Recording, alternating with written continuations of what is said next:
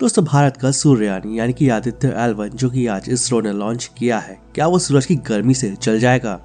सूरज की सतह से थोड़ा ऊपर यानी कि फोटोस्फीयर का टेम्परेचर करीब 5500 डिग्री सेल्सियस रहता है और इसके केंद्र का maximum temperature 1.50 crore degree Celsius रहता है और इसी वजह से वहां पर किसी भी यान या स्पेसक्राफ्ट का जाना पॉसिबल ही नहीं है।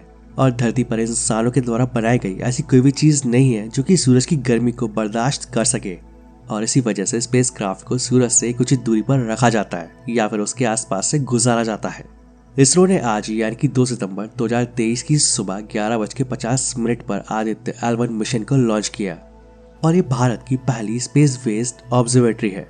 और आदित्य L1 सूरज से इतनी दूर तैनात किया जाएगा कि उसे गर्मी तो लगेगी, लेकिन उतनी ही लगेगी जितनी कि वो बर्दाश्त कर पाएगा और वो खराब नहीं होगा क्योंकि इसे इसी तरह से डिजाइन किया गया है। और अपनी इस यात्रा के दौरान आदित्य L1 15 लाख किलोमीटर की दूरी तय करेगा, यानी कि वह सूर्य से 14 करोड़ 85 लाख किलोमीटर दूर धरती के करीब रहेगा, जबकि 15 लाख किलोमीटर की दूरी चांद की दूरी से करीब 4 गुना ज्यादा है।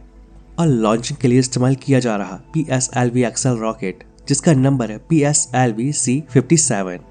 दोस्तों, सूरज की अपनी ग्रेविटी है यानी गुरुत्वाकर्षण बल या शक्ति, और धरती की भी अपनी ग्रेविटी है। और स्पेस में जहां इन दोनों जगहों की ग्रेविटी आपस में टकराती है या यूं कहें कि धरती की ग्रेविटी का असर खत्म होता है, वहां से सूरज की ग्रेविटी का असर शुरू होता है और इसी बीच के पॉइंट को लैग्रेंज पॉइंट कहते हैं। और धरती और सूर्य के बीच 5 ऐसे लैग्रेंज पॉइंट हैं और भारत का सूर्ययान लैग्रेंज पॉइंट 1 यानी कि L1 पर तैनात रहेगा। और इन दोनों की ग्रेविटी की जो सीमा है, वहाँ कोई भी छोटी वस्तु लंबे समय तक रह सकती है और वह दोनों की ग्रेविटी के बीच फंसी रहती है और इससे स्पेसक्राफ्ट का ईंधन कम इस्तेमाल होता है और वो ज्यादा दिन तक काम करता है। और जहाँ तक L1 की बात रही है, वो सूरज और धरती की सीधी रेखा के बीच स्थित है और इस सूरज और धरती के बीच की कुल दूरी का सिर्फ 1% हिस्सा है यानी 15 लाख किलोमीटर, जबकि सूरज से पृथ्वी की दूरी 15 करोड़ किलोमीटर है। और कुल 5 लैग्रेंज पॉइंट है, L1, L2, L3, L4 and L5। लेकिन दोस्तों, आदित्य L1 इतना टफ मिशन पूरा कैसे करेगा? तो आदित्य L1 अपनी यात्रा की शुरुआत लोअर अर्थ ऑर्बिट से करेगा, यानी PSLV XL रॉकेट उसे लोअर अर्थ ऑर्बिट में छोड़ देगा और इसके बाद 3 या 4 ऑर्बिट मैन्यूवर करके सीधे धरती के गुरुत्वाकर्षण वाले क्षेत्र से बाहर निकल जाएगा और फिर शुरू होगा क्रूज फेज। ये थोड़ा लंबा चलेगा और इसके बाद आदित्य L1 को हैलो ऑर्बिट में डाला जाएगा, जहाँ पर L1 पॉइंट होता है और ये पॉइंट सूरज और धरती के बीच में स्थित होता है। और इस यात्रा में से महज 127 दिन लगने वाले हैं, लेकिन इसे कठिन इस वजह से माना जा रहा है क्योंकि इसे 2 बड़े ऑर्बिट में जाना है।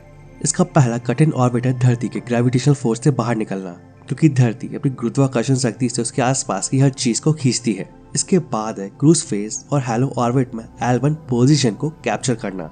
अगर यहाँ पर इसकी स्पीड को कंट्रोल नहीं किया गया तो ये सीधा सूरज की तरफ चला जाएगा और जलकर खत्म हो जाएगा। लेकिन यहाँ पर एक सवाल ये आ रहा है कि सूरज की स्टडी के लिए आदित्य L1 को क्यों भेजा जा रहा है?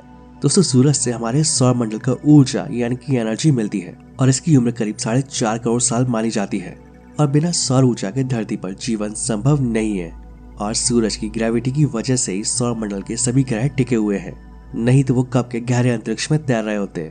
दोस्तों, सूरज के केंद्र यानी कि कोर में न्यूक्लियर फ्यूजन होता है और इसी वजह से सूरज चारों तरफ से आग उगलता रहता है और सतह से थोड़ा ऊपर यानी कि इसके फोटोस्फीयर का टेम्परेचर 5500 डिग्री सेल्सियस तक रहता है।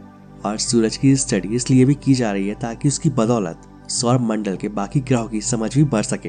दोस्तों, आदित्य L1 सूरज की कोरोना से निकलने वाली गर्मी और गर्म हवाओं की स्टडी करेगा और सौर वायुमंडल को समझने का प्रयास करेगा। ये सौर हवाओं के विभाजन और तापमान की स्टडी करेगा, सौर तूफानों के आने की वजह, सौर लहरें और धरती के वायुमंडल पर इसका क्या असर होगा, इसकी स्टडी भी करेगा।